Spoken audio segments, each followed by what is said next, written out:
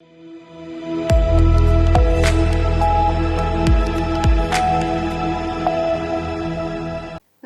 स्वागत है आपका। आप देख रहे सी न्यूज भारत। मैं हूं आपके साथ इशिता। वक्त हो गया मध्य प्रदेश बुलेटिन का। इस बुलेटिन में बात करेंगे रायसेन की, जहां इंडियन मेडिकल एसोसिएशन विदिशा एवं रायसेन शाखा की संयुक्त बैठक में सर्वसम्मति से रायसेन जिले का मेडिकल एसोसिएशन का अध्यक्ष बनाया गया। साथ ही बात करेंगे सतना की, जहां बीएसएनएल लैंडलाइन की केबल में निकलने वाले तांबे को बेचा जा रहा है। रायसेन जिला अस्पताल में पदस्थ स्त्री रोग विशेषज्ञ डॉक्टर दीपक गुप्ता को सांची की होटल गेटवे रिट्रीट में इंडियन मेडिकल एसोसिएशन विदिशा और रायसेन शाखा की संयुक्त बैठक में सर्वसम्मति से रायसेन जिले का मेडिकल एसोसिएशन का अध्यक्ष बनाया गया। उनकी इस नियुक्ति से जिले भर के डॉक्टरों में खुशी का माहौल है। डॉक्टर दीपक गुप्ता की नियुक्ति मेडिकल एसोसिएशन के प्रदेश अध्यक्ष डॉक्टर एम.के. जैन और संयुक्त सचिव डॉक्टर राजेश जैन द्वारा की गई। मेडिकल एसोसिएशन के नवनियुक्त अध्यक्ष डॉक्टर दीपक गुप्ता रायसेन जिले में किसी पहचान के मोहताज नहीं हैं और जिले में जाना पहचाना नाम है। उनको 20,000 से अधिक ऑपरेशन और नसबंदी का अनुभव भी प्राप्त है। उनकी इस नियुक्ति पर उनके साथियों ने उनको फूल माला पहनाकर उनका स्वागत किया और उनके उज्जवल भविष्य की कामना की। डॉक्टर दीपक गुप्ता का कहना है कि समस्त डॉक्टरों को एकजुट होकर रहने की आवश्यकता है और समाज में डॉक्टर्स के प्रति हो रहे काम को सम्मान को स्थापित कर विश्वास बनाना है। प्रशासन से सकारात्मक संवाद स्थापित किया जाना है। वहीं ये काफ़ी अत्यंत आवश्यक है। वहीं मेडिकल एसोसिएशन में डॉक्टर दीपक गुप्ता को अध्यक्ष, डॉक्टर सुनीता अतुलकर को उपाध्यक्ष, वहीं सेवानिवृत्त पूर्व civil surgeon doctor A K. Sharma को सचिव और डॉक्टर अरुण जलोरिया को कोषाध्यक्ष बनाया गया। इस अवसर पर सीएमएचओ डॉक्टर दिनेश खत्री, जिला अस्पताल के सिविल सर्जन डॉक्टर अनिल और वरिष्ठ नेत्र रोग विशेषज्ञ doctor A C. Agarwal, S S. Kushwaha, doctor Alok Rai सहित लगभग 30 से अधिक डॉक्टर मौजूद रहे। क्या नाम लिखते हैं और कौन से पद पे आप अभी? मैं डॉक्टर सुनीता अतुलकर, स्त्री रोग विशेषज्ञ हूँ और डिस्ट्रिक्ट चिकित्सालय में गायनेकोलॉजिस्ट के पद पर हूँ। क्या कहना चाहेंगे, आपको उपाध्यक्ष बनाया गया? इंडियन मेडिकल एसोसिएशन ये जो है संगठन है डॉक्टर्स का, इसमें किसी भी फैकल्टी के डॉक्टर मतलब इसको ज्वाइन कर सकते हैं। ये एक डॉक्टर्स के लिए एक अच्छा वो है और स्टेट लेवल और सेंटर मतलब इंडिया लेवल का ये रहता। तो हमारे जिला रायसेन में अभी तक ये एक्टिव नहीं था, लेकिन विदिशा जिले के कुछ डॉक्टर्स ने और वहाँ के संगठन के द्वारा इसको भी हम लोगों ने मतलब यहाँ पर वो किया है, मतलब नया वो किया है इसका। तो इसमें डॉक्टर दीपक गुप्ता को अध्यक्ष किया गया। पुराने डॉक्टर सारे सीनियर्स आए थे, doctor A C. Agarwal, doctor Kushwaha sir, A K. Sharma sir, इन सभी के मतलब सीनियर्स डॉक्टर्स के उपस्थिति में डॉक्टर दिनेश खत्री ये सब आए थे। इनके उपस्थिति में मतलब ये हम लोगों का निर्वाचन हुआ है और ये एक डॉक्टर्स के लिए वो है कि हम लोग संगठित होकर हमारे लिए कुछ मतलब जो समस्याएं होती है और एक साथ मिलजुल कर मतलब एक प्लेटफॉर्म मिलता है। सबसे पहले तो हम अपने सारे चिकित्सा साथियों को धन्यवाद कहना चाहते हैं कि उन्होंने मुझे इस योग्य समझा और ऐसी बड़ी जिम्मेवारी दी है। दूसरी बात ये है कि हम सारे साथियों के हित के लिए और चिकित्सक वर्ग को समाज में पुनः स्थापित बेहतर ढंग से स्थापित करने के लिए प्रयास करेंगे। वर्तमान में समाज में चिकित्सकों के प्रति आक्रोश या असंतुष्टि की भावना पनपती जा रही है या मोरल ग्राउंड्स पे कहीं हम लोग कमज़ोर होते जा रहे हैं। तो हम प्रयास करेंगे अपने संगठन के माध्यम से कि पुनः समाज में अपनी प्रतिष्ठा को सुचारू रूप से स्थापित कर सकें।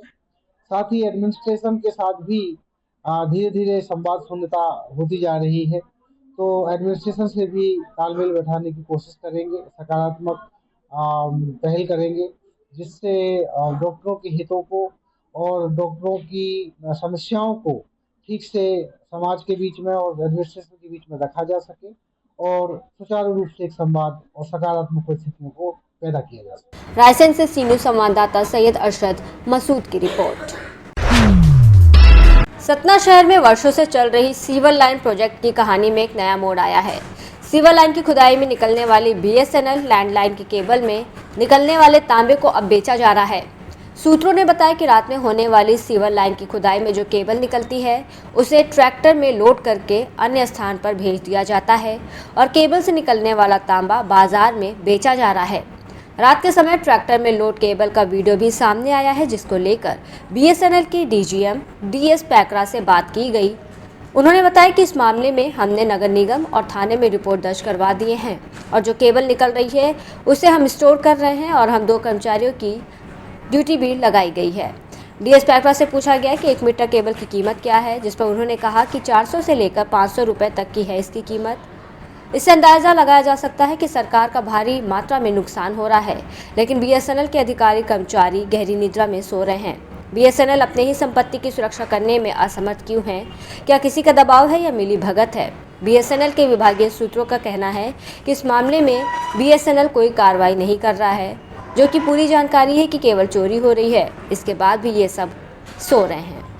सर, सीवरदान के तहत जो खुदाई वर्तमान में चल रही है उसमें बहुत मात्रा में बीएसएनएल की वायर निकल रही है, जिसका हमें पता चला है कि वो वायर कहीं अन्य जगह जा रही है, उसका पीतल बेचा जा रहा है। इसमें आपके बीएसएनएल द्वारा क्या कार्रवाई की जा रही है? हमने इस बारे में नगर निगम एवं थाने को रिपोर्ट किए हुए हैं और हम 2 अधिकारियों के उसमें पोस्टिंग करके रखे हुए हैं, वह निगरानी कर रहे हैं। जो भी मटेरियल बीएसएनएल का है जो निकल रहा है खुदाई के दौरान, उसको वह हमारे ऑफिस में जमा किया जा रहा है और बाद में उसको विभाग द्वारा विभिन्न तरीके से उसको ऑक्शन किया जाएगा। अच्छा, कई सालों से खुदाई चल रही सर सिविल लाइन की, उसमें बहुत मात्रा में बीएसएनएल की वायर निकली होगी, तो अभी तक आपने कितना ऑक्शन किया है? नहीं, अभी डिपॉजिट हो रहे हैं, जैसे जैसे मटेरियल इकट्ठा होते जाएगा उस हिसाब से इसका ऑक्शन किया जाएगा। अभी तक कितना मटेरियल इकट्ठा हुआ है? ये अभी अवलोकन नहीं किया गया है, ये हमारे ऑफिसर द्वारा इकट्ठा करके कंप्लीट करेंगे, तब उसके बाद में इस पर कार्रवाई की जाएगी। सर, मैंने आपको वीडियो दिखाया था जो टाली में लद के वायर जा रही है, बीएसएनएल की है, उस 1 मीटर वायर की कीमत क्या होगी? ये लगभग 400 से 500 रुपया पर मीटर के हिसाब से परचेज़ किया हुआ है, लेकिन स्क्रैप में वो लगभग 40 या 50 रुपये के हिसाब से बिक्री होगा। क्या आपके पास ऐसी कोई जानकारी है जिसमें वायर बेची जा रही हो उसका पीतल निकाल के? नहीं, हमें ये जानकारी नहीं है, लेकिन जो निकल रहा है इसकी रिपोर्ट हमने थाने में दर्ज कराए हैं। कब रिपोर्ट दर्ज करवाएं सर? ये अवलोकन चिट्ठी में पता चलेगा। ये 1 सप्ताह पहले की बात है और उससे पहले भी 1 आध महीना पहले भी इस पर FIR दर्ज की गई है। सर, 1 आध महीने पहले जो FIR दर्ज की गई थी उसमें अभी तक क्या कार्रवाई बीएसएनएल के द्वारा की गई है? नहीं, अभी कोई कार्रवाई नहीं की गई है, केवल उनके द्वारा विजिट करके वापस जा चुके हैं। विजिट में सर क्या पाया गया? वो निरंतर उस खुदाई हो रही है, उसमें जो केबल निकल रहा है बस यही जानकारी मिली है उनको। सर, लेकिन वायर आपके द्वारा बताया गया कि हमारे कर्मचारी वहाँ उपस्थित रहते हैं वायर के समय में, जो कि वीडियो जब बना था तब आपके बीएसएनएल के कोई भी कर्मचारी उपस्थित नहीं थे। क्योंकि यह कार्य रात में होता है और हमारे कर्मचारी उस समय उपलब्ध नहीं रहे होंगे, तो इसलिए वो नहीं देख पाए होंगे। बाकी दिन में हमेशा वह उपलब्ध रहते हैं। कितने कर्मचारी को ड्यूटी लगाया सर आपने? 2 ऑफिसरों की ड्यूटी लगा के रखे गए हैं। ऑफिसरों का नाम क्या है? SK त्रिपाठी और मौर्य जी हैं, 2 की ड्यूटी लगाया हुआ उसमें। इनका रात में विजिट करने का काम है? नहीं, दिन में ही रहते हैं। जैसे कि अगर कोई सूचना मिली तो फिर क्या रात में जाते हैं? हाँ, सूचना मिलने पर ये उपस्थित हो जाते हैं। आपका शुभ नाम sir? DS Paikra, DGM BSNL Satna. Satna से सी न्यूज़ संवाददाता बलवीर सोनी की रिपोर्ट। इस बुलेटिन में फिलहाल इतना ही। देश और दुनिया की तमाम बड़ी खबरों के लिए देखते रहिए सी न्यूज़ भारत।